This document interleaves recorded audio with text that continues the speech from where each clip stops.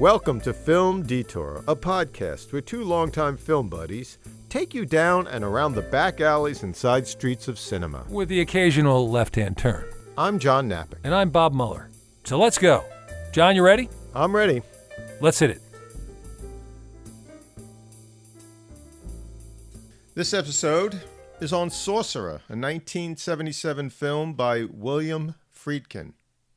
An unbelievable movie. I'm actually very excited about this show because I was watching it again recently so we could review it. And I've seen this movie probably, 20 times, maybe more. I don't get tired of it, John. No. I sit there in awe. I'm like Jacob Marley from Christmas Carol. My jaw hits the floor when I start to watch this stuff unfold. It's really amazing. It's an amazing film for a lot of reasons. Primarily for us, I know I saw it when I was a teenager, and it had a big impression on me. And also the fact that you watch this film and it's real effects. Absolutely. CGI nowadays, they can do amazing things, and we have a tendency to pick on CGI sometimes. But boy, oh boy, you know that this guy is out there in the jungle shooting this stuff. Yeah. And I don't care how many times I see this. I'm in awe. Right. So it's a remake of a French film called Wages of Fear from 1953 by Henri-Georges Clouzot. Clouzot. Not Inspector Clouseau.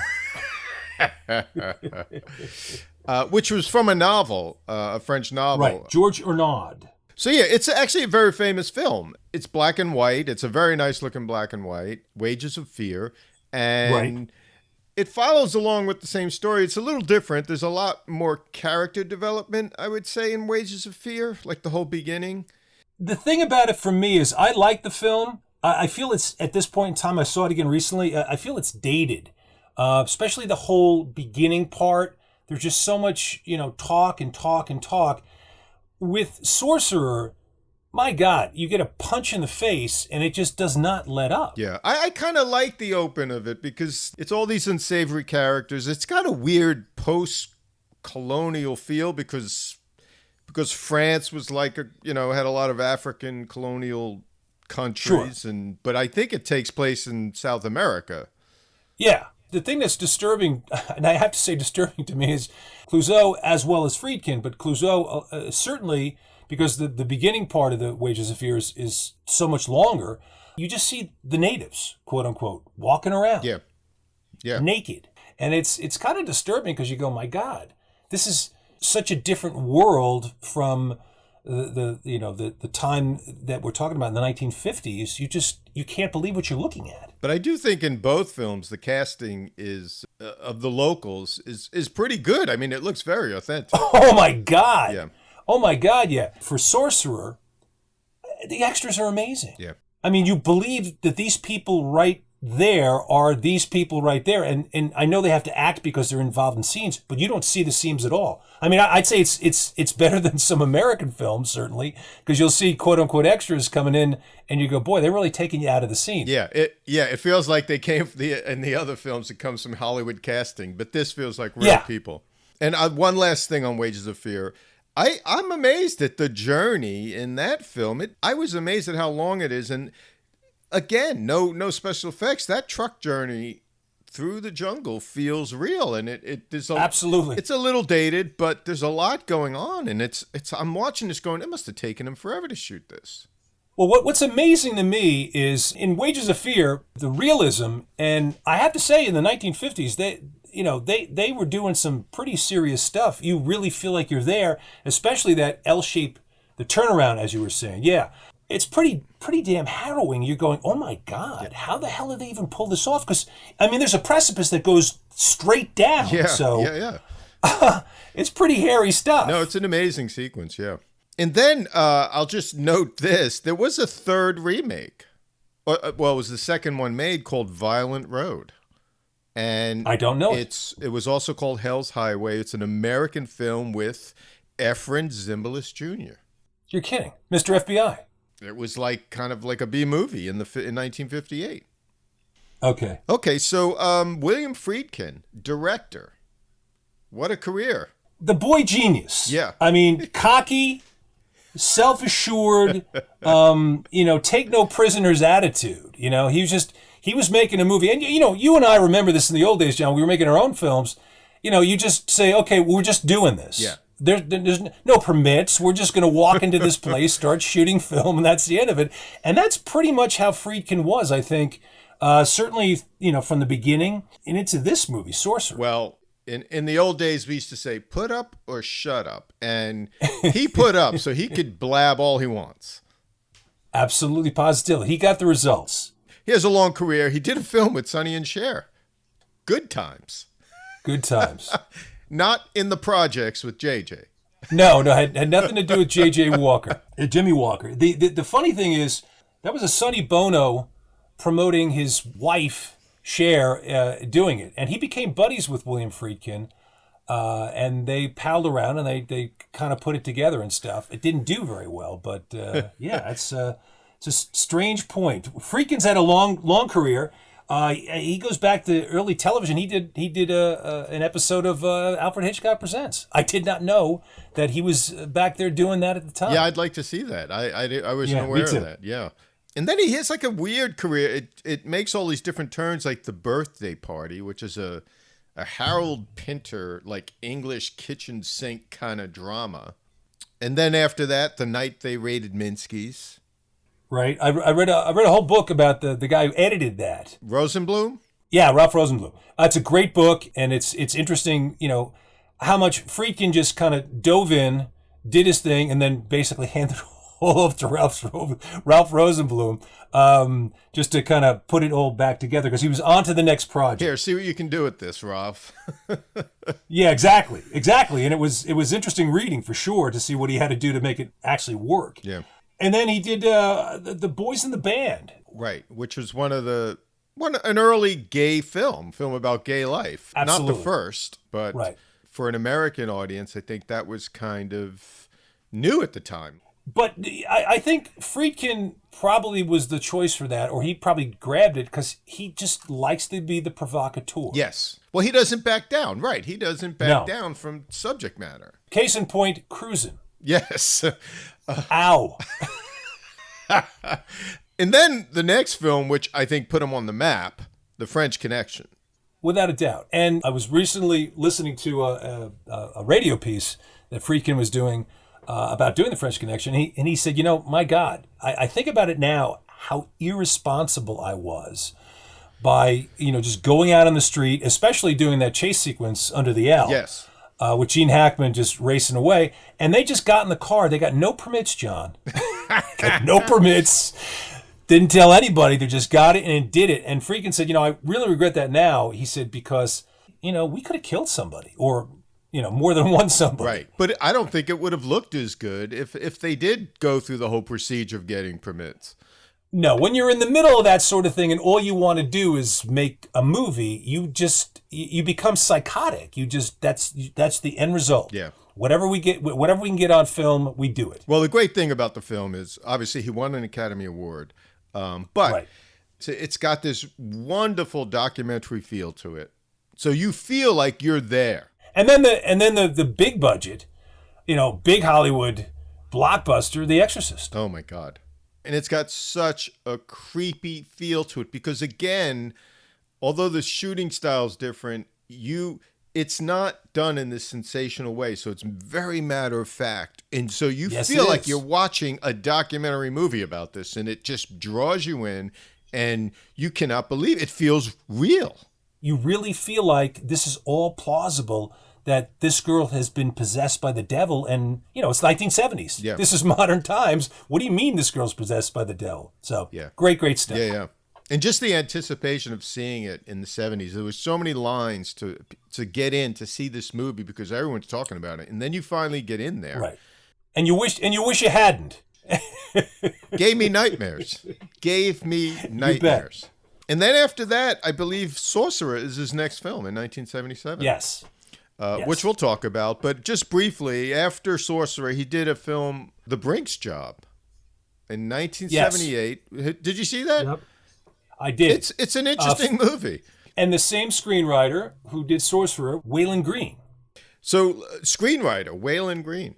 I think the reason that Friedkin picked him was he really liked the work he did on The Wild Bunch. Right. Not exactly, a slipshod operation, The Wild Bunch.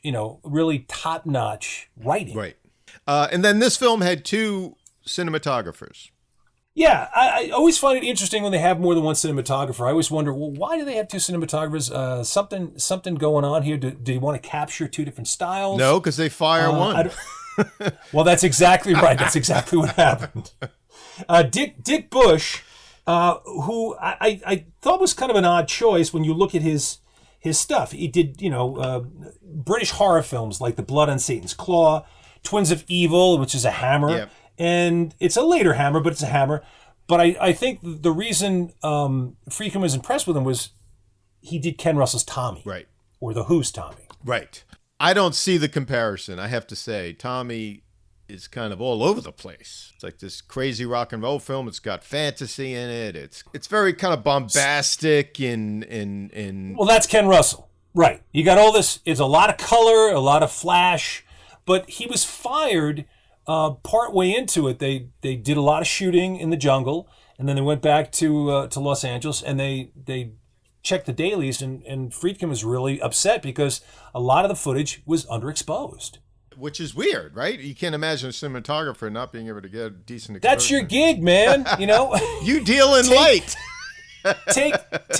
Take out the light meter and deal with the shadows and stuff. I don't know. I mean, that is your job. What did he say? It's underexposed, but I got good sound. You're the cinematographer. So he gets fired for that. Friedkin took no prisoners on that. And he said, "Forget it. We're done here." But the rebuttal I thought was interesting from Dick Bush was basically, well, I wanted to do this stuff in the studio. I'd have a lot more control over the lights. Yeah, no. How the fuck could you do this movie in the studio? Right, I mean, it would have looked like combat. Have you watched Friedkin's films? Like, clearly this guy likes to do things on location. Yeah, he picks this different guy that he worked with on Wolper Productions, right, who did a lot of television, is John Stevens. And the weird thing is, this is his body of work early on, before Sorcerer, the Banana Splits television show. Brilliant. Brilliant. Here's William Friedkin. I need another cinematographer. What about the guy that did the Banana Splits? La la la la la la la. Yeah, exactly. So the guy does the Banana Splits. Hey, you got to work. I understand. And then the next thing I see along the line of his credits, the yin and yang of Mr. Go. Do you know the Burgess Meredith movie? I do not. No. John, I'm telling you, it's one of the weirdest, horribly directed movies I think I've ever seen. It's Jeff Bridges and James Mason. Then he goes on to do Billy Jack. Billy Jack, yeah. I wouldn't exactly remember the cinematography in Billy Jack. Well, it's a very independent film. It was a big hit. Boxcar Bertha, one of Marty's first pictures. He did Blackula, John. I know, Blackula. This guy's got a great resume. I got to say, Banana Splits, Blackula, come on. He did McCloud. And Alias Smith and Jones. Alias Smith and Jones. One of my favorite shows as a kid. I'm serious. It's these two. I love the show. Yeah. No, the show I loved as a kid. Two Western criminals. It was just a great kid show, I felt. Right, because it's a spin-off on Butch yes. Cassidy and the Sundance yes. Kid. I guess the thing is, I work with this guy. I know who he is. I'm going to bring him in. But I got to say, John, Mr. Banana Splits did one unbelievable job with this movie. This is one of the best looking films, only because of if you look at the hardship of the locations and the settings, and it's lit beautifully. It's incredible. And the thing is, the reason, that Dick Bush got fired was because a lot of the darkness of the shadows, he couldn't get past the shadows and the light. This guy does it constantly. Yeah. And not only on a day where you have sunlight, we're talking about monsoon rain coming down, all this dark. It's unbelievable. Yeah. Okay, I just wanted to mention one thing about the production design and the art direction. They're off the scale. Yeah, they're off the scale. The production design was done by John Box, who did Lawrence of Arabia, Dr. Zhivago, A Man for All Seasons, right? Nicholas and Alexandra, and Rollerball. Wow. And the thing about production design is it's not like you just go find a location and start shooting. I mean, when you look at the village they end up in this movie, it is so real feeling. And it feels real, but you got to put all that stuff there and you got to find it. And it's not just you turn the camera on. No, and you have to paint this stuff to look a certain way. He designed the 2 trucks, which are the stars of the movie.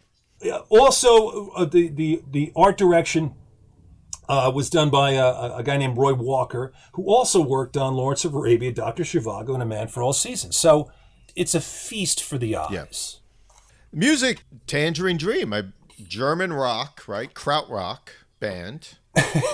No, that's what they call it. That's the genre, Krautrock. Okay. Being part German, I don't know if I'm comfortable with that. Krautrock is the term for electronic rock music from the 70s that Germany kind of started, I think. If you look at Kraftwerk and other bands. I was just going to say, Bon, it's the Autobahn. Yeah, no, but they were, Tangerine Dream were one of the early artists in that. They were at the forefront of electronic music. Yeah. I mean, it's not like it's just music. As Tom Waits would say, you slap it on like a Band-Aid at the end.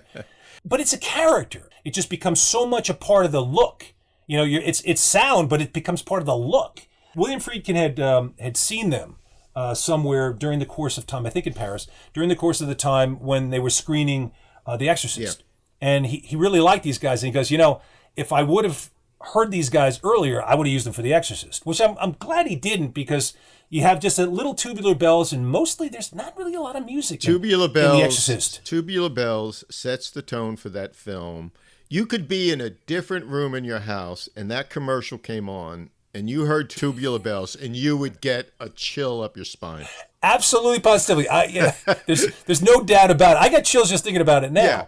But the thing is, it's like Pavlov's dog with us. You hear Tubular Bells, and we just start in a cold sweat. Instant classic conditioning. Boom. Okay, let's talk about the cast. And, obviously, the main actor, the star, the man, Roy Scheider. As I said, Roy Scheider to me is just quintessential 70s. He's got that great face, that great voice. And he was not the first choice. Right. That's the strange thing. He was not the first choice. For me, I can't see anybody else being this character. No. And who was the first choice, John? Steve McQueen. Nobody loves Steve McQueen more than you and I. We love him. He's the best. But the thing is, I think what makes the film so great is you don't really have this star quality. Yes. Of course, Roy Scheider from Jaws, I understand that. But Scheider is very different in this movie than any movie he's ever been in. Well, he's also the type of actor he's like an everyman, right? Yes, indeed. So he feels like he's part of this film. As you say, McQueen would have been just too big. So, Sorcerer, the film. I just want to say one thing. So the movie starts, and it's setting up these 4 characters in 4 different parts of the world. And what's great about it, for me as a young man watching this movie, it was like this documentary, and it was taking you to all these different places. And I was fascinated with that. Yeah, it's like traveling to a different part of you're traveling to another world. Yeah, I don't think it was good for the box office because people weren't sure what this was. It was kind of a different type of film. It is really, really fast setups, especially the first one. Yeah. Especially the first one. In Veracruz, you have the introduction of the hitman, Nilo, played by Francisco Rabal. I'm sorry, I like his nickname. In real life, it was Paco. Paco's an in-joke with John and I, because of course he's from Serpico. Yes. Al Pacino, that was his nickname. Yeah. What's really amazing for me in this one, they just set it up. He's a hitman. He goes, he does the hit, he walks away quietly, and he's gone. Yeah. That's it. Yeah. Paco Rabal, what an interesting face this guy has.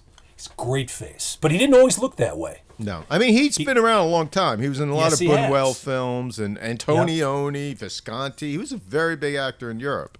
But in this film, he's just got a really, hard look to him, Just an aside, he was supposed to be Frog 1.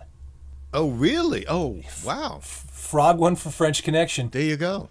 But something happened, and the casting director by mistake, cast Fernando Rey. Yeah, and that's what happened. Yeah. I happen to like Fernando Rey a lot in it, but this guy would have been just as interesting, if not more. Yeah, Fernando Rey though has a very that smile of his. He's kind of that superior smile of his. There's something about it in French Connection. Yeah, because he's got it all under control. Yeah, he's just thumbing his nose while he waves at Gene Hackman. That's classic. That's great. So the second vignette is we're suddenly in Jerusalem. Right. And we're following these 4 Israeli students, it seems. Talk about feeling displaced. We have this thing that takes place, a hit, guy walks away, cut, you're in Jerusalem, and you're like, what the heck is going on? And it, again, you feel like you're right on the street, like people everywhere. Yeah. So this is a quick setup where these 4, which turn out to be Palestinian terrorists, plant a bomb, and it goes off. What's amazing to me is they leave the bomb in a knapsack and they walk away from this temple. It seems like within seconds there's an explosion like you can't believe. How the hell nobody was killed during that? Right. I don't know. Now, I know they use certain types of explosives. It's not as big as you may think, and I don't care. That thing looks more real than I've ever seen anything. And I've actually seen an explosion. I've seen a manhole shoot out, from about 20 feet away from me up into the sky. So that thing looks so real. It makes the hair stand up in the back of your head. And how they set off an explosion in the middle of Jerusalem. I'm sure they had the cooperation of the authorities, but what a place to set off an explosion. It's terrifying. It's so real. So this sets up Qassem, who's this Palestinian terrorist, and his other compadres are quickly rounded up, and he's got to get out of town. He's played by the actor Amidou. It's always nice to have one-name actor. Yeah. I'll tell you, if you're going to go with the one name, you better be good. And this guy's terrific. He's terrific. He's been around. He's in a bunch of European films. He's in, actually, Ronin, the Frankenheimer film. Briefly. Oh, wow. It's a brief role, but yeah. Anyway, he's really fantastic in this. And he's got 2 names. It's Qasim, and he later becomes Martinez when we move to a different location. Yeah, I'm going to get confused later because they all have different names. It doesn't matter. Just go. You can call them anything you want. Right. And then we go to Paris, and we run Of course we do. Right. I'm like, suddenly, what is this? Where else would you go? I got to say, just a little jump back before we go to Paris. I have to say that this cinema verite exactly that they do when they're chasing these terrorists down, oh my God, it's hair-raising. Yeah. It is it's so real. Sorry, John, back to Paris. And then we go to Paris, and we meet Victor, who's some kind of big financial guy, and he's got this wonderful upper middle class life, the pretty wife, and he's got a babe for a wife. He's in like nice clothes and these fancy looking offices, and then of course it turns out he's like the French Bernie Madoff or something. Exactly right. He is playing with the books, moving things around. He's a shyster, supremo. Yeah. And the actor's name was Bruno Cremier. He's got a great face. Yeah. And he looks so European. I know that may sound strange, but he just looks so European. Yeah, classic French actor. Interesting face. So he's got to get out of Paris. All these characters were being set up that they're all on the run in some way. Well, he's got nowhere to go, John, because his partner knows the jig is up. Yes. He knows that's it. And he blows his brains out right outside this fancy restaurant where Victor is having lunch with his wife. Right. Leaving his wife with the check. Leaving his wife. He's on Ritalin? No. He's on Ritalin. Ridley Scott, he literally runs away on foot. Because he's got nowhere to go. So you think, how the hell is this guy going to get out of this thing? Yeah. And then we go to Elizabeth, New Jersey. Like, out of the blue. Like, what? Of course. Where else would you go from Paris to Elizabeth, New Jersey? And what I loved about that is it reminds me of growing up, because Elizabeth, New Jersey is not that far from where I grew up. Right. And the radio station sounded a lot like WABC radio from New York City. That's what it sounded like to me. They're doing the local weather. And that just took me right there. Boom. I'm in Jersey. They're doing the local weather, and these guys pull up, and they're up to no good. It's a wedding. They pull up to this church. It's a wedding, and they're up to no good. And what I love about it is Roy Scheider at this point in time has this little pork pie hat. He looks like a gangster. Yeah. Well, it's these 4 Irish gangsters, and they're robbing this church. I love it. The Our Lady of the Snow Church in Elizabeth. In the back room of this church, the priest's accounting all the collections from the district. Yeah. And what's interesting is it's this great Italian wedding going on in the front. What's my favorite shot of the wedding? I would say the close-up of the girl. With? A black eye. The bride with the black eye. Yeah. Well, the thing is, this is the weird thing about it, and I think it's interesting they freaking decided to go this route. You have the bride, she's got a miserable face on, she's got a black eye.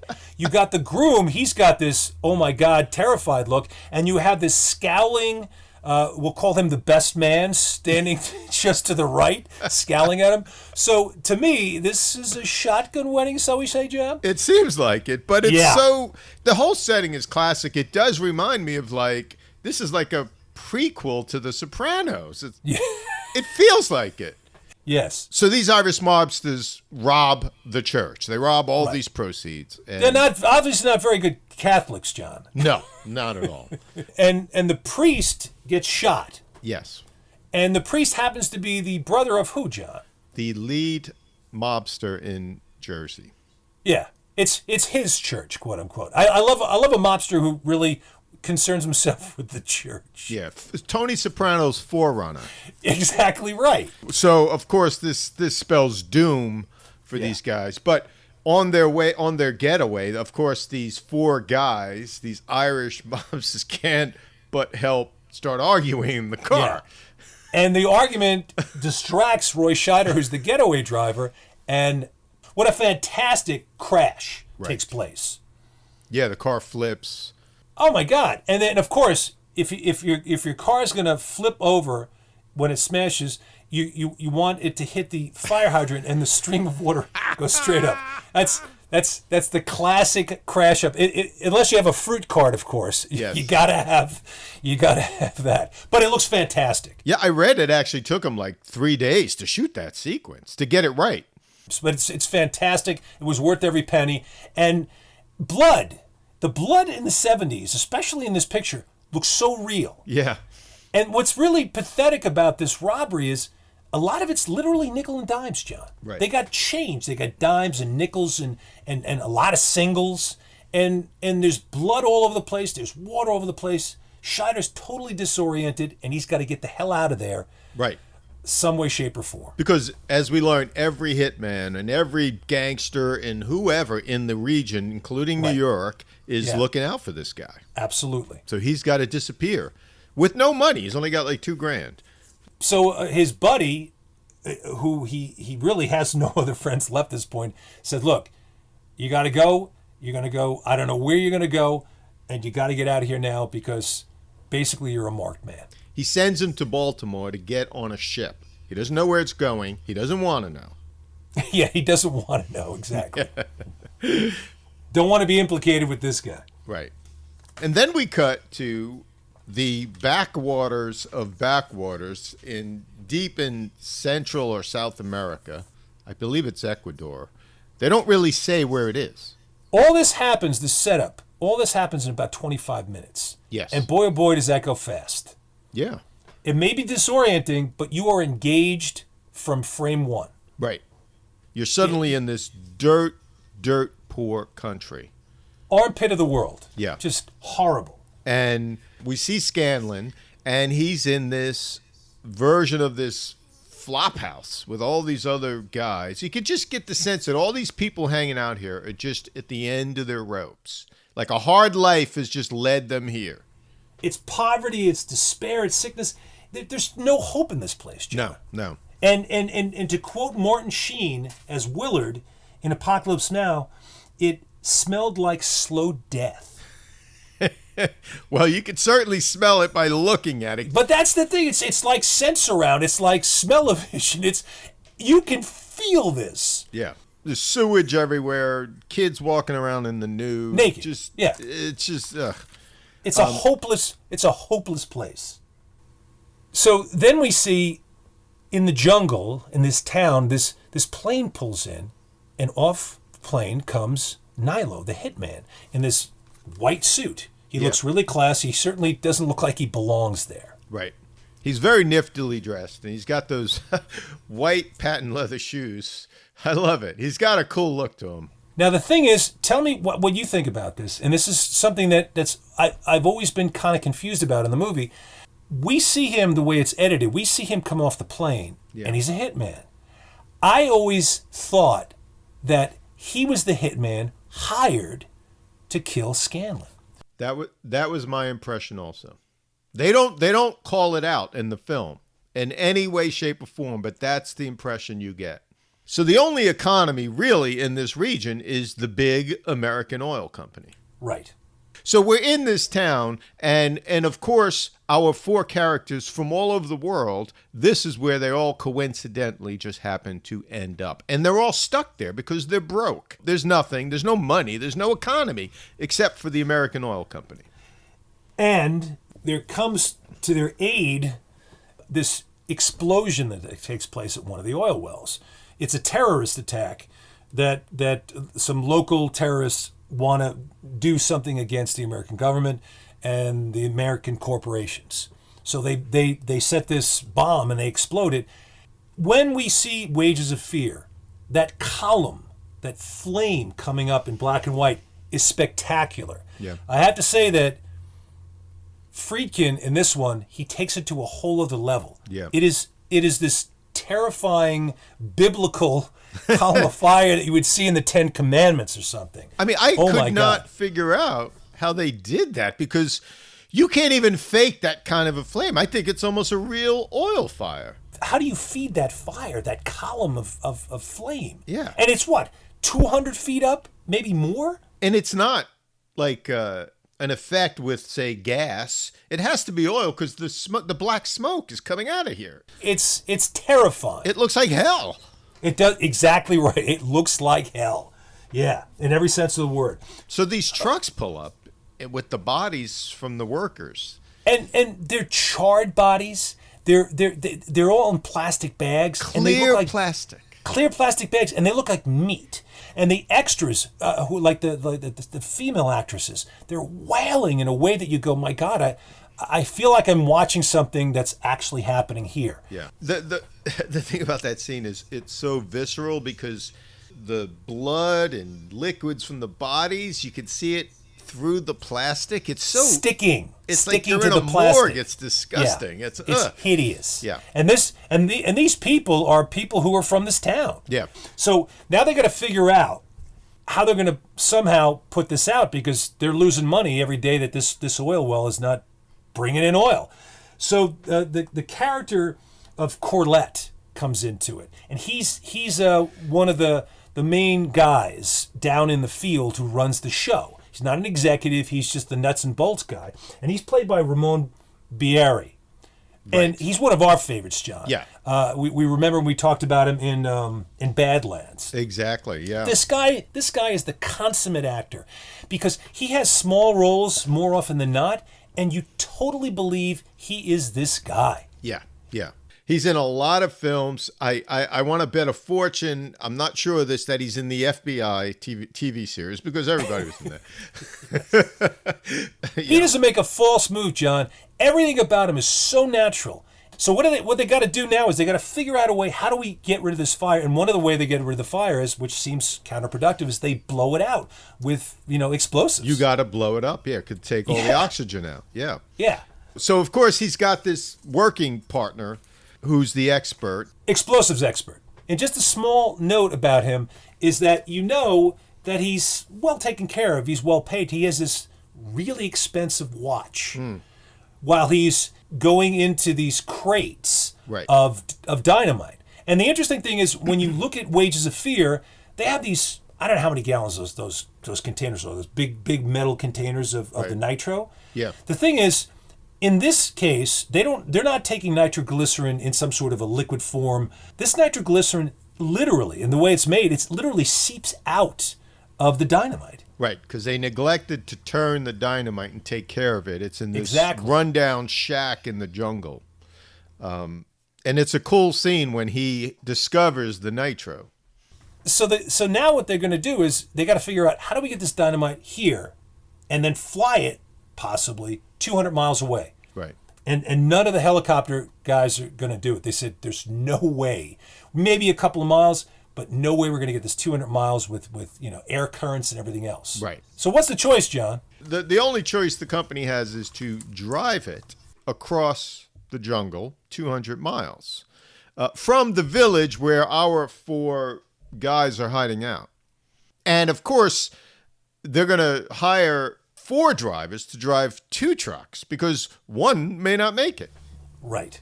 Exactly. And they're going through the town on these loudspeakers, recruiting drivers, and they're offering quite a lot of money. 8,000 pesos. But for our characters, it's a chance to get out. The interesting thing is when I look at this, I mean, I don't know what the rate of exchange is. I don't know what the 1970s was. But by today's standards, 8,000 pesos is about $400. Now think about that. Right. You're risking your life for about $400. So this cash that they get, if whoever gets this job, it's a chance to finally get out of this hellhole. Exactly. So the gist is they go through all the men in town and they come down to these 4 recruits. They have a little talent contest, shall we call it, John? Yeah. The local talent, see how they could drive. This sequence is hilarious because some of these guys obviously can't drive for shit. and unfortunately, our boy Joe Spinell, Spider, his character's name is, he doesn't make the cut. And he's one of the funniest guys because he's driving all over the place. He's bouncing, because they have this little jug of water to see how much vibration they're going to actually get. What's funny about that is here you got this movie that's shot all over the world. You finally end up in the jungle, and there's Joe Spinell. Like, you brought Joe Spinell down from wherever, New York, to be in this movie? For one scene? 2 shots, John. He's unloading a plane, and he's in the truck trying to make. Who is he, like the muscle on the film, and they just needed a guy? Like, what? I don't know, Joe man. Spinell? I was happy to see Joe Spinell. I'm always happy to see Joe Spinell. He adds something extra to every scene.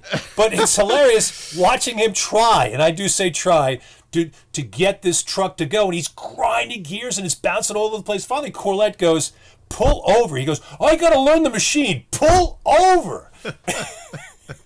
Well, I guess if Joe Spinell is that gangster in The Godfather, right, and he got in trouble, he could have escaped to this town. That's exactly right. So he felt like the right guy to be there. Exactly right. That's hilarious. So they come down to the 4 guys, and right. So it's Scanlon, it's Nilo, it's Martinez, who's Kassem, and this older German man. His name is Marquez. Yeah. And he seems like he's been there forever. Yeah. Well, it's interesting. At the beginning of the sequence when we first see Scanlon and he's out doing a wash on the balcony and he sees Marquez across the yard. Yeah. I almost think like Scanlon's like, is that somebody that's coming to kill me? He looks at him like, because Scanlon's worried about hitmen coming. Scanlon is eyeballing everybody. Yeah. And Marquez we see Marquez as a friend of Martinez's. They're kind of little buddies in this group. Yes. And so these are the 4 drivers. And we see this wonderful montage. They have to walk through this junkyard and pick out 2 trucks. And they find these old GMC dump trucks that they have to then put together. The design on these, it's just fantastic. Yeah. I mean, there are 2 trucks that they end up having names. The namesake of the movie is Sorcerer, and that's the name of the one truck that Martinez and Serrano, the French guy, are going to be driving. And then there's Lazaro is the other truck that Nilo and Dominguez, who Roy Scheider becomes Dominguez while he's here. He's no longer Scanlon. They're going to drive that one. My favorite truck, obviously, is Sorcerer because it has gills, John. It has gills. It has a face. It has teeth. What a fantastic design. Yeah, and it's a great montage where these four guys are pulling parts from everywhere. They're cannibalizing any truck piece they could possibly do. I did read something where Friedkin took the name Sorcerer from the Miles Davis album. He was looking for interesting names. Okay. Because he noticed when he was researching, and they were on location researching, Yeah. he noticed a lot of the workers and stuff had trucks, which they tricked out. One of the reasons why I think this movie may not have done so well is because the title Sorcerer. When I went to see it, I took a date. I didn't know anything about the movie. I thought it was some sort of sword and sorcery type movie. Right. Or a sorcerer. I had no idea what I was in for. And it was a shocking and pleasant surprise. Not for your date. Not for my date, I can tell you right now. So they finally get these trucks done, and they have to meet early morning, and there's Martinez, there's Scanlon. Right. And Victor. Yes. And they're ready to go, and there's the oil executive, but someone's missing. Who's that? Well, Marquez is missing, the German guy. Right. So suddenly, they're waiting there, and here comes Nilo, the assassin. He's just standing there on one of the porches, and he's just smoking a cigarette, watching this all take place. And they're looking for Marquez, and he's nowhere to be found. Yeah. So Kassem, the terrorist, also known as Martinez now he's undercover, he is buddies with the German guy. Right. And he's like, where the hell is he? Right. And he doesn't like the look of this guy, Nilo, just standing there smoking a cigarette. So he bangs on the door. He finally gets into the door. He kicks it in, and he sees his friend dead. And he knows damn well fine that this guy, this hitman, this guy Nilo, right, he knows damn well fine that he did it, and he's going to kill him. And Scheider comes in, Scanlon comes in, and he says, "Wait a minute. Yeah, we need another driver." And he's all we got. It's great. It's like dog eat dog. Absolutely. And that's what's brilliant about this movie is there is not a let up, dog eat dog, man's inhumanity to man. It has no boundaries. Right. So obviously for that reason, Scanlon is teamed up with Nilo in Lazaro, the truck. And Victor and Martinez are in Sorcerer, the truck. Right. As they're getting ready to go on their journey, Roy Scheider, Scanlon, or also known as Dominguez, many names, he wipes off the windshield that's completely, has all this condensation over it. It's covered in water droplets. And the thing to me was everything in this jungle sweats, even the truck. Yeah. And then he takes a chalk and he writes I love that, above the odometer, he puts 218. That's what they have to do. Because the odometer, since they've worked on these trucks, is set at 0. It's a great device for the movie. It's kind of like the clock in the setup. It's this absolutely built-in timer. So what I love is Scheider smells a rat, and he knows that this guy's dangerous, and he's probably the guy who came to kill him. Right. So he says to him, "Look, I've been clocking you since you got here, pal. And if you so much as want to pick your nose, you better clear it with me first, or I'm going to take this truck and this nitro in a ditch with you." Right. But if you remember, What? the scene begins with Nilo. He turns to Scheider and he goes, "Where are you from?" Yeah. Because he's not sure. Right. And now that which is great, because now that Scheider sniffs it out, as you say, and they're in the truck together, Nilo can't do anything because there's no turning back, and you kill the driver, you're both dead. It's like a lifeboat situation. It's like the Defiant Ones, John. There you go, the Defiant Ones. Sidney Poitier, Tony Curtis. All right, so they take off on their journey, and the truck Lazaro with Scanlon and Nilo, they're going to keep these trucks apart because if one blows, they don't want the other one to blow up. There's a 15-minute lag time between the two. There you go. Yeah. What I also love is this. I love the fact that, there's no real packing material for this nitro in the back of these trucks. Right. That, that's going to be going blah, blah, blah, blah, blah, blah, blah, on these roads they're going to be driving on. It's sand. It's sand. That's the packing material. It's hair raising. Well, sand gives, it is. It kind of keeps it in place, but it kind of gives. It's not exactly foam rubber or bubble wrap. So they start, and of course, right away, they're driving along the cliff edge. There's a lot of things that do parallel the old film, and there is a sequence like that where... Yes, there is. You're on this cliff edge, and you see these two fat rear tires, double tires, literally pushing rocks off the edge of the cliff. It's on thin air, John. It's on thin air. It's crazy. There's not even enough room for this truck to actually get past without having one of the sets. Right. Like you said, they're double tires. One of the sets of tires on the outside is going over thin air, and as it drives over it, more stuff is falling off. The roadway's getting smaller as they go. So the truck behind them is going to have even more difficulty. Now we lose track of Scanlon / Dominguez and Nilo. And then we see this bridge that they come to, like we were talking about in Wages of Fear, that L-shaped bridge. Right. That turnaround, as you said. Exactly. And what I love is there's a note waiting for Serrano in the second truck, in Sorcerer, the truck Sorcerer. And the note says, "Good luck."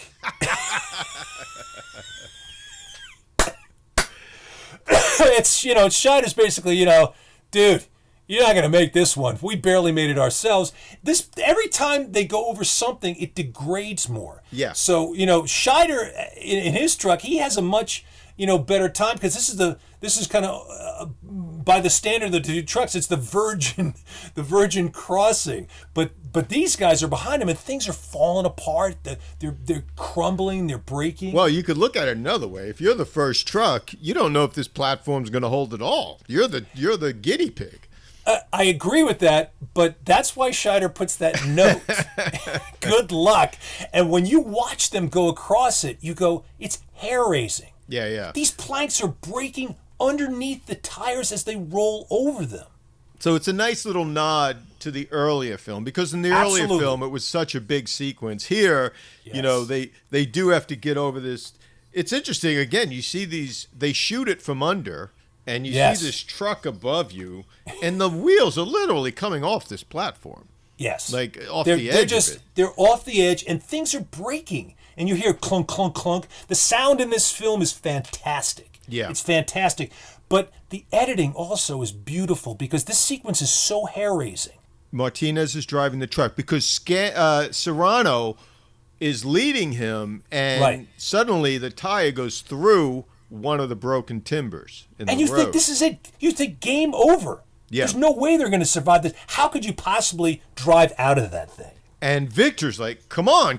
And Kassam or Martinez is like, no, he doesn't want to try it because he's way. Afraid it's going to blow.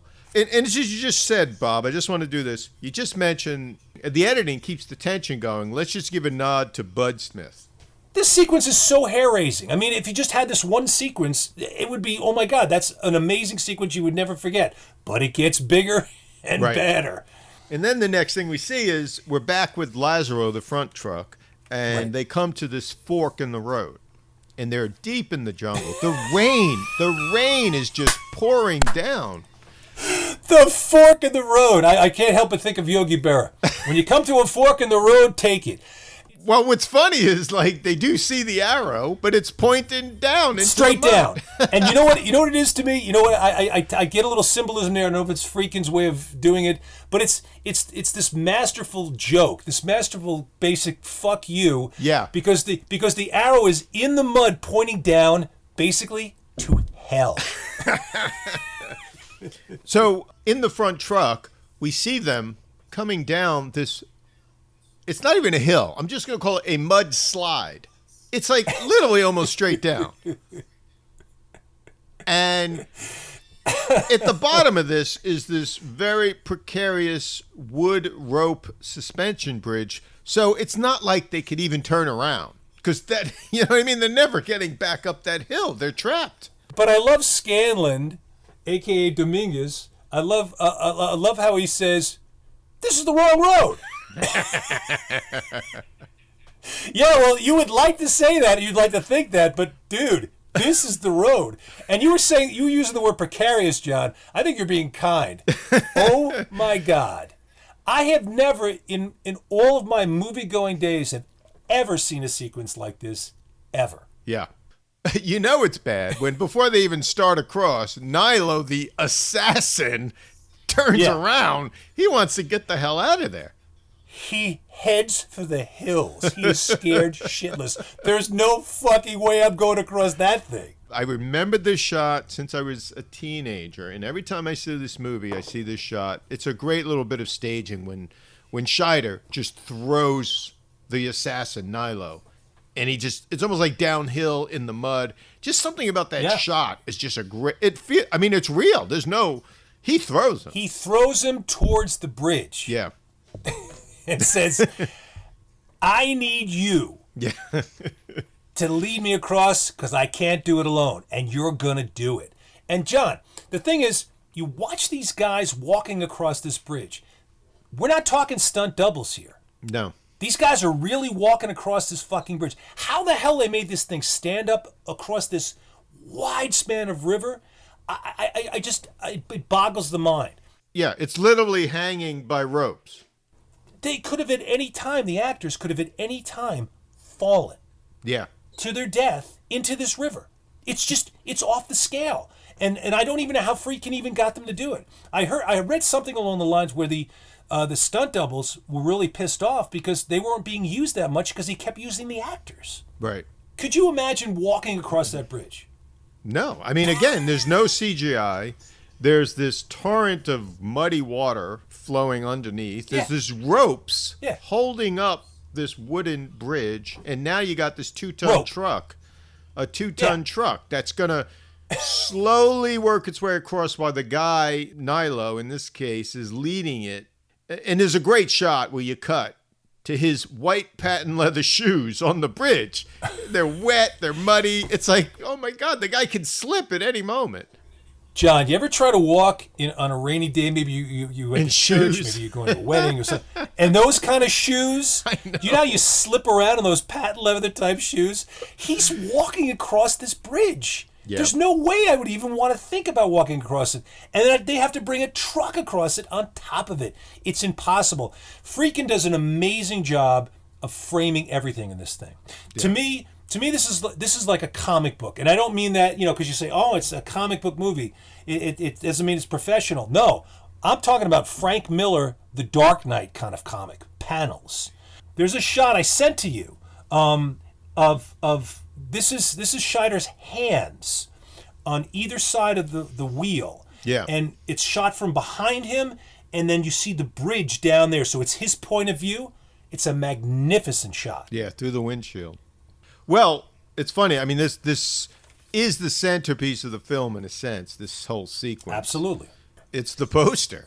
And it did cost them a lot of money to do it. I did read John Box, who's the special effects guy. There was some kind of hydraulic system they built to move this thing, but I swear to God, I knew that going into watching it this time, and I'm studying this, and there's no way you see anything. It looks so real. No way you see it. I mean, the guy should have got an Oscar if he didn't get one. Everything you could possibly do to these guys, and then you go, well, you can't get any worse than this, and it does. Right. During the course of time when they're going across this bridge, it's pouring rain. Yeah. What's great is when finally Scanlon and Nilo get across, Scanlon is so happy. He's convinced the other two behind him are not going to get over. There's no way they're going to get across that. Double shares. We're sitting on double shares. Here's the monetary value. He says, we're sitting on $20,000 apiece. So I guess they were getting $10,000 each. And then to top that, now you have Sorcerer, the truck, crossing. Right. And you got Victor driving, and poor Kassem is in front of this truck, like the sacrificial lamb, trying to lead it across. Once again, you think you saw it all with Scheider going across it, and then you got these two guys, and the bridge is far more worse off than it could ever dream of being. And some very hair-raising scenes, I have to say.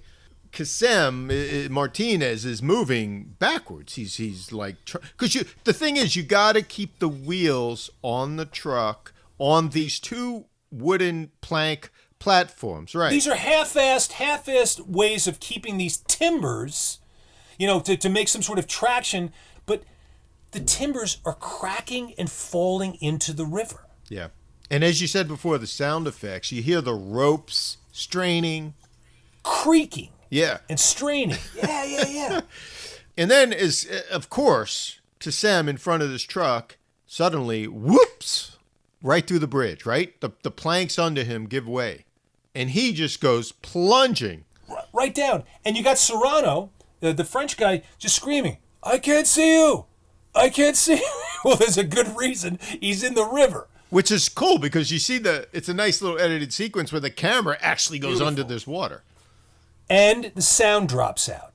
It goes just for those few seconds of that shot. It's a beautiful piece of sound editing. Yep. Boom. You're just right in there with him. It's total POV sound wise. Yeah. Great. And somehow he gets back up, Kasem, but that may not be the best thing because why?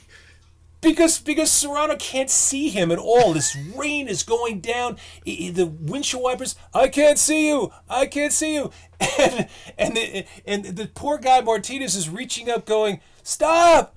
Stop!" I mean, it looks like the truck is gonna just crush this poor little ant, of a guy. Well, in Wages of Fear, he actually runs the guy over. I know. My God. That's Jesus. Well, if you've seen that film, that's what you're expecting, right? Because as you said, it's almost like he knowingly runs him over. The guy's stuck in the oil puddle. Yes. And he runs over his legs. It's like, holy shit. Well, he just said I wasn't going to get through it otherwise, so I had to run you over. Gee, thanks. I'm glad you had a good reason. But he's able to get up, and Serrano gets out, and he goes, "Oh, I couldn't see you." And you think, okay, they're gonna nothing else could possibly happen now.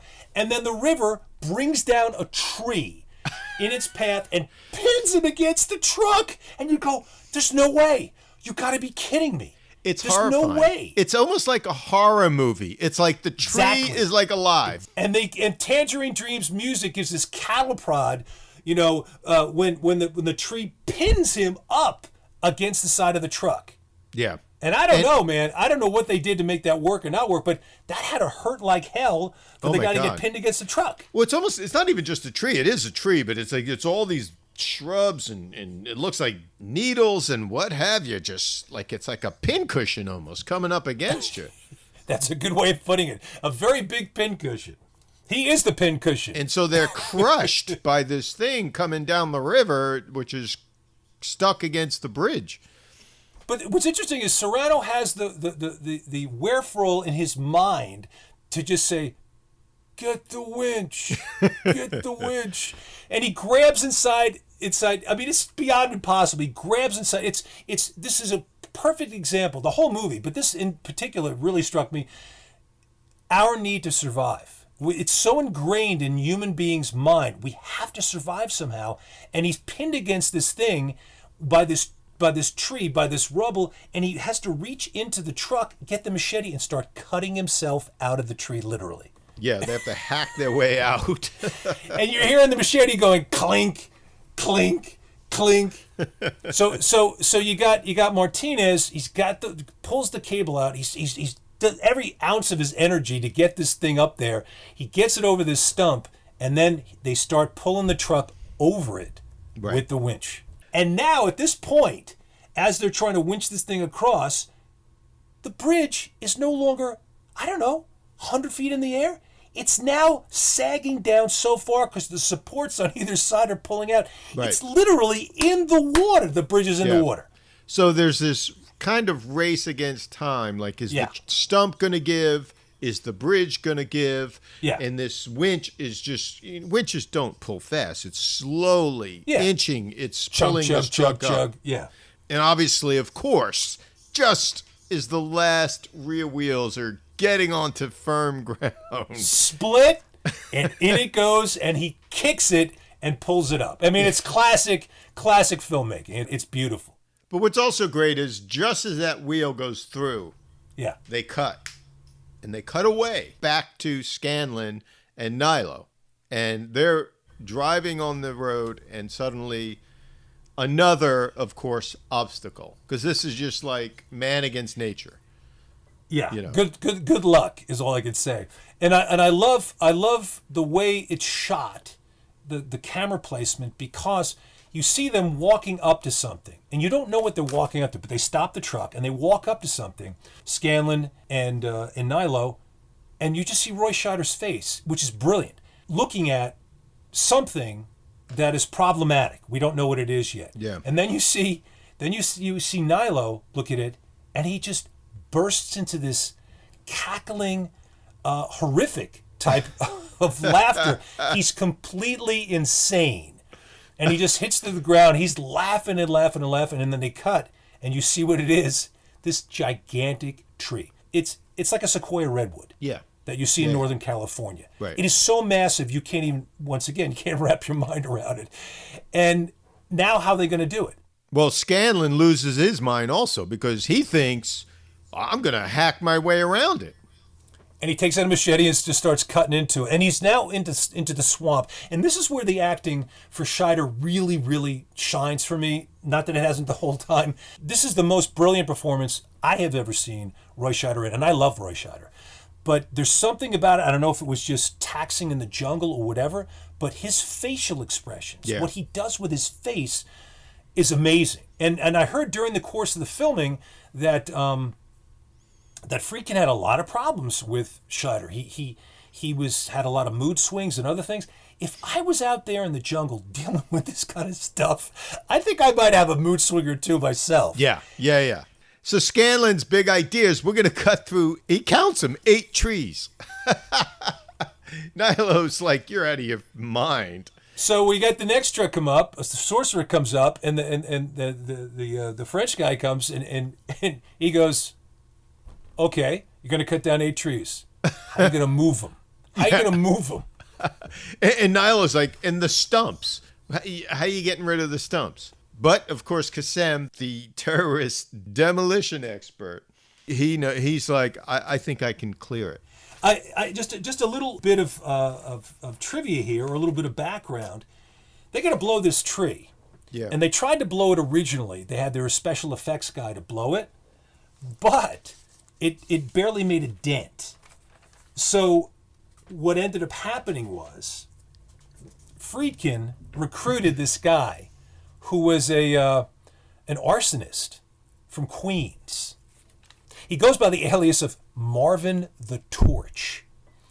So he flies this guy in from Queens, and he's got all these explosives and whatnot, and he blows the tree. There you go. They just blew it right the hell up. And once again, here's another sequence where you see this explosion takes place on film, and you go, how the hell did nobody die? I mean, it's obviously it's shot in long lens, but when that thing goes, there are so many particles and bits of the tree flying. Yeah, I mean those pieces of the tree are going to be like projectile bullets. spears, like bullets. Yeah. So there's no way. It's an amazing effect. It's like Toshiro Mifune in Throne of Blood. With all the arrows coming at him. But I can't even imagine in real life what they used to do it, because it's such a huge explosion. I'll give you 3 words, John. Marvin the Torch. Marvin the Torch. Do you have his number? Because, I could use some help here. You got that stump out in the backyard? I'm telling you. Stump in the yard? Call Marvin. Marvin, that's it. So, just briefly. That's a Channel 9 commercial. It's a very cool device where Martinez, he's using this rock suspended on these sticks. It's a Rube Goldberg, John. It's a Rube Goldberg. It's like Mousetrap. Well, that's it. It's a Rube Goldberg. It's all based on Rube Goldberg, the Mousetrap game. Tied to his string. Yeah. It's wonderful. And of course, he's going to use one of the crates of dynamite with the nitroglycerin with the nitro in it, dripping onto the tree. I love the expression of when when they're bringing the crate of dynamite with the nitroglycerin in the bottom, they're bringing it up. They're on top of the tree where they're going to blow it and stuff. And they take it out, and it's in this brownish wax paper bag liner. And Nilo is trying to kick the crate out of the way. And as he starts to kick it out of the way, he almost drops his side of the wax paper. And the expression is fantastic. I mean, it's almost like that could have been like an outtake. He was supposed to kick it the first time, and the thing was just right. But no, they used it because it looks so much better. They have to struggle to get this box off the tree. But that's what happens in real life, John. Yeah, exactly. Nothing works according to plan. As my brother would say, if my life depended on it, that box would not fall off. Exactly. So what's interesting is, right after you have this huge explosion, you suddenly cut to this scene where Martinez and Victor are driving along the road. And they're, for the first time, really having this heart-to-heart conversation. But it's nice. It's a nice, like, break from what we've just seen, all this tension happening. The thing of it is the audience needs it. Yeah. We need it. This has been relentless nonstop, so they got through all this, and you go, okay, we can take a little bit of a breath. But they cut from the guys talking about his life in Paris and his wife and his watch he got as a present, and we cut to this really bald tire.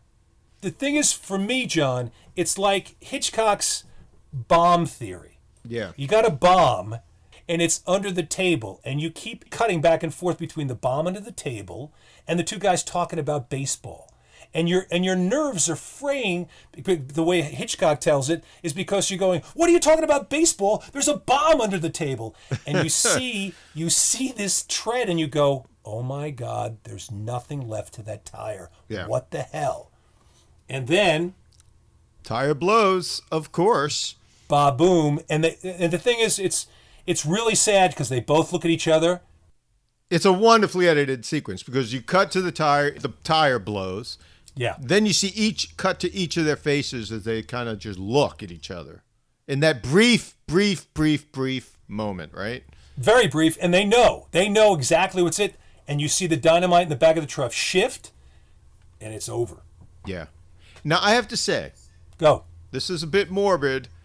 I'm watching that going, well, I have to say, if I'm going to go, right?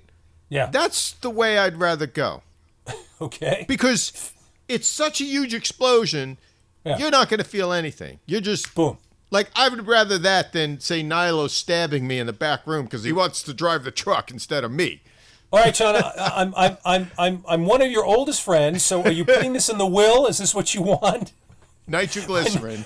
When you're ready to go, all right, I'm writing this down. When John's ready to go, get the nitroglycerin. Got it. You gotta get the paintbrush and paint Sorcerer on the truck. Done. Consider it done, John. It's a handshake. It's a handshake from me to you. Done.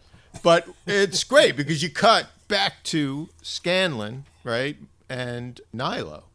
You hear this huge explosion. And they know. And they're looking across the mountains, literally. And you see the rising plume of smoke. It looks like an atomic bomb went off. How'd they get that explosion? That's not an effect either. I mean, the thing is rising like thousands of feet in the air. Marvin the Torch. So I could see the premiere, and Marvin the Torch is in the audience with his girl. He turns to her and he's like, "That's me. That's me." Yeah, he looks like the gangster in the setup. So then they drive up, and about a third of the road is blown away. So I don't even know how they're going to get through this at all. I have to say, there's a wonderful, wonderful sound effect when they pull up, and it's the echo of the explosion, like minutes later, like just reverberating through the mountains. Whoever thought of that earned his pay, because that's amazing. The sound is fantastic in this, and it really heightens everything. Yeah. And now you think, okay, it's terrible. The two guys are gone. They're going to have to figure out how to get through this now. A third of it's gone. And suddenly, John, it's the treasure of the Sierra Madre. Yeah. Yeah. Badges? We don't need no stinking badges. Well, I think the reasoning is, I'm pretty sure the explosion, right, is attracted these guys. Absolutely. But, John, they appear like spirits from out of nowhere.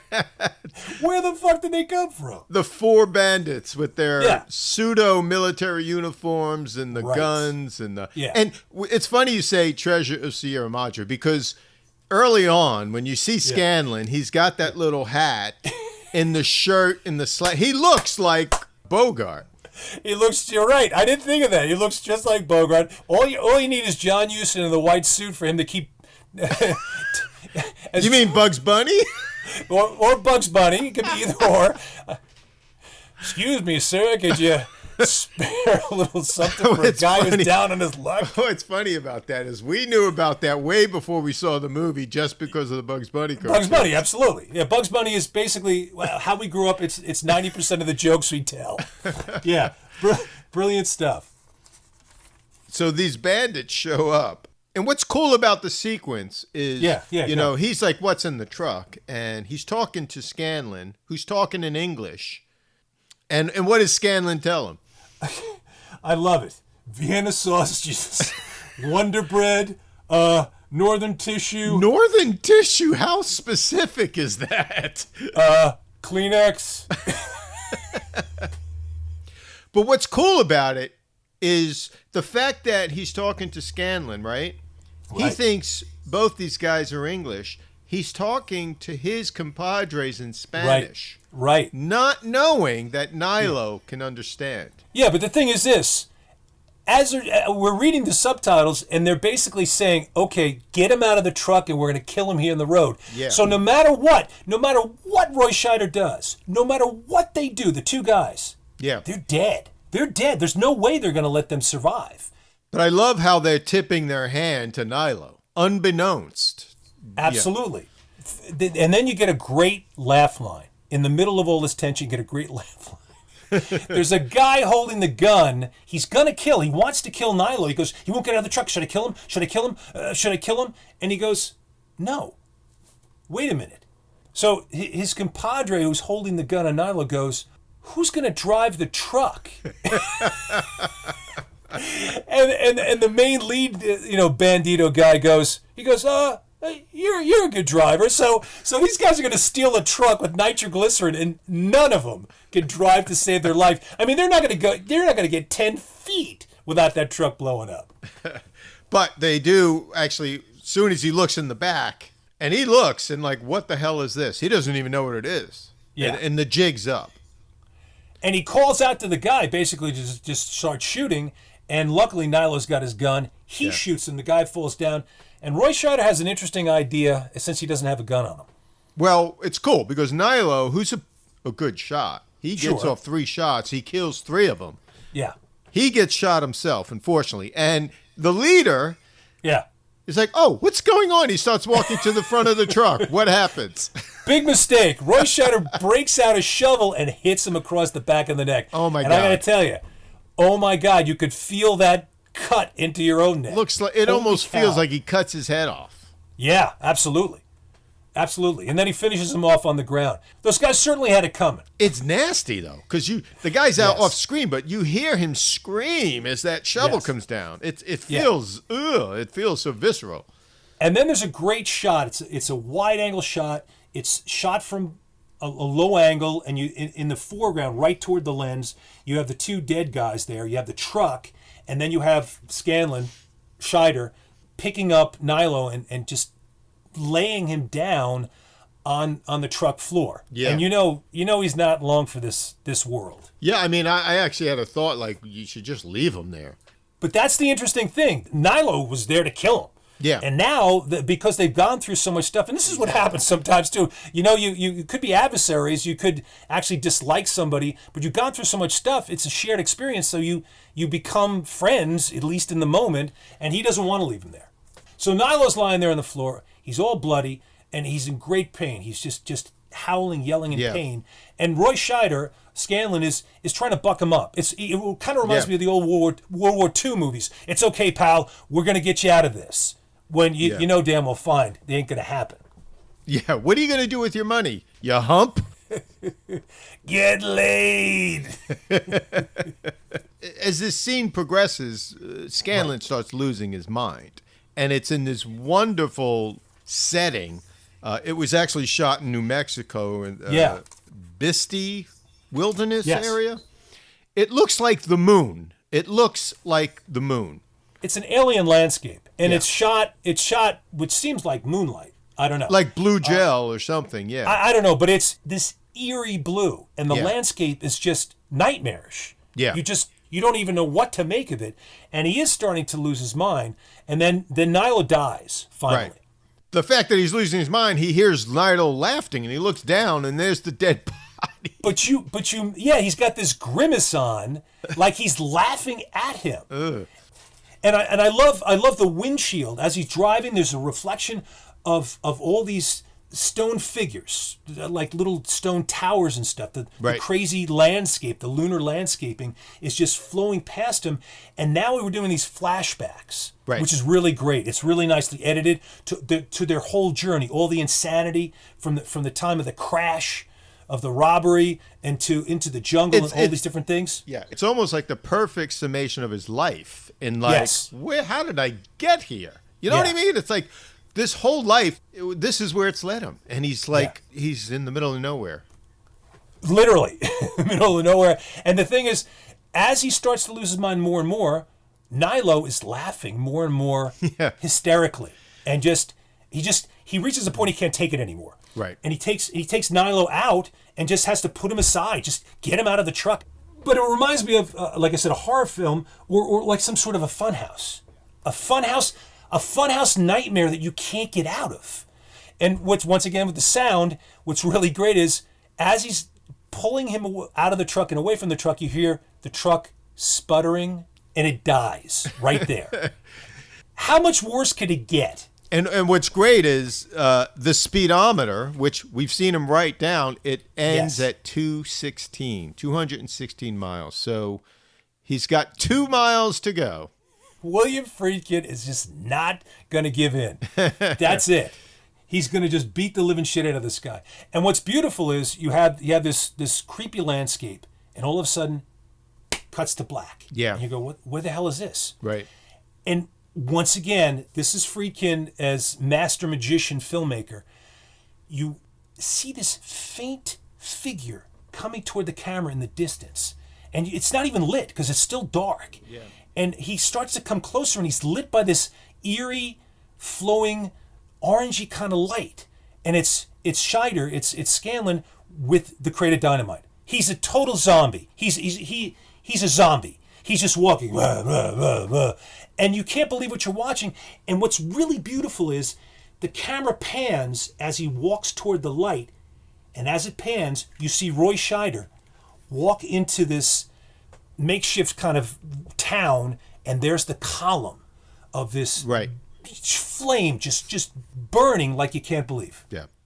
So you see the workers. They catch him just about, he's about to drop this damn fucking nitroglycerin. And of course he saves the day. He's here with the dynamite and we cut and it's weeks later and we're back in town and they're driving through town and he's the man of the hour. Clearly he got the money. Everyone's cheering him on too. What happens, John? Well, we see a little taxi pull up, and out of the taxi, Vinnie Bacalito comes out with his patent leather shoes. Of course, fate. How does Felix Unger say it? Il fortimo del destino. El fortuno del destino. Del Max al Schicksen. The life catches up, and the henchmen from back in New York and Jersey show up. Yeah, not only the henchman, the guy's buddy. His friend Vinny. He finds him out, and you just go, my God. There is no letting up. There is no God. There is no mercy. You almost feel like, well, I wonder if he jumps out the back window, he can run for the plane. Nope. And then they go to black, and you got the Tangerine Dream music. It's brilliant. It's brilliant. Yeah, no, it's a great adventure film. it cost back in 77, it cost $22 million to make this movie. I can't even imagine what it would cost today. And unfortunately, it made $6 million domestically. Yeah. and $9 million worldwide. Well, it had the bad luck of opening right after Star Wars. It's really criminal that this didn't have a huge audience, because it's honestly one of the most brilliant films I've ever seen. I don't think visually you could beat it. I read recently his competitor, Friedkin always thought, was Coppola. Mm-hmm. And Coppola went to the jungle and filmed Apocalypse Now, so it was almost like, okay, I'm going to one-up you somehow.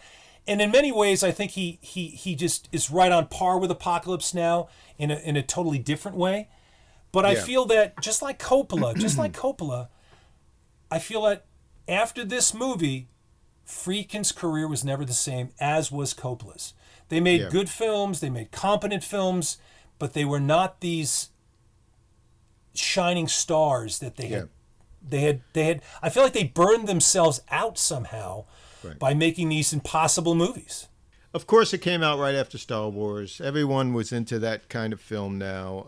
And previous to that, you also had Jaws, which was blockbuster movies. This is kind of an adult film. You know, Absolutely. The audience shifted to youth culture, and this is kind of an adult film. And I think Friedkin even said it. You know, the opening in this movie with those 4 sequences, it's like a foreign film. It's not really made for American audiences. It really has that feeling to it of a foreign film.